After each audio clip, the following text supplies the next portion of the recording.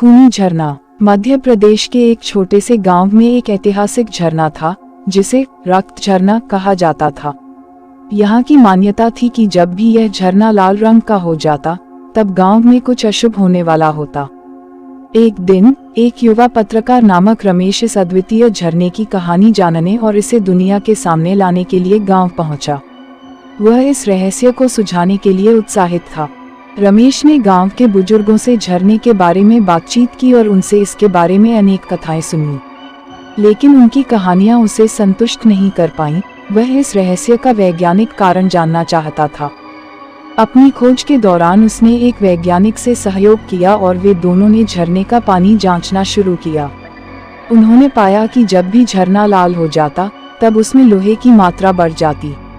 इसका कारण यह था कि झरने के नीचे एक बड़ी लोहे की खदान थी जो कभी कभी पानी को लाल रंग का बना देती थी।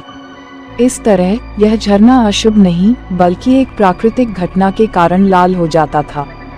अब बारी थी इसके साथ जुड़े अशुभ घटनाक्रमों की समझने की। रमेश और वैज्ञानिक ने इतिहास की पुस्तकों में गहराई से झांका और पाया कि झरने का रंग बदलने के समय ही गांव में बीमारी या दुर्घटना होने का कोई प्रमाण नहीं था। यह सिर्फ एक मान्यता थी जिसे लोगों ने बिना विचार विमर्श किए ही मान लिया था। रमेश ने अपनी खोज की सभी जानकारी और नतीजे गांव वालों के साथ साझा किए। उन्होंने लोगों को बताया कि वे आवाजाही बिना वैज्ञानिक तथ्यों के बिना किसी चीज को नहीं मानने चाहिए। इस कहानी ने गांव वालों को एक महत्वपूर्ण सबक सिखाया, बिना विचार विमर्श के अंधी आस्था से बचना चाहिए और हमेशा वैज्ञानिक दृष्टिकोण से चीजों को देखने की कोशिश करनी चाहिए। रमेश की खोज ने रक्त झरना के रहस्य को सुलझाया और गांव वालों की अंधविश्वास से मुक्ति दिलाई। इसके बाद वह झरना अब केवल एक प्राकृतिक सुंदरता के रूप में देखा जाता, न कि किसी अशुभ की चेतावनी के रूप में।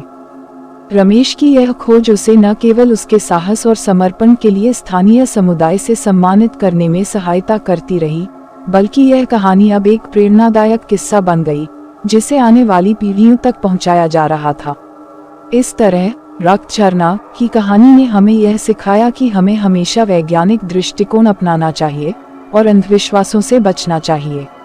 और सबसे महत्वपूर्ण, हमें कभी भी खोज का साहस नहीं हारना चाहिए, क्योंकि सच्चाई हमेशा खोजने वाले के पास ही आती है।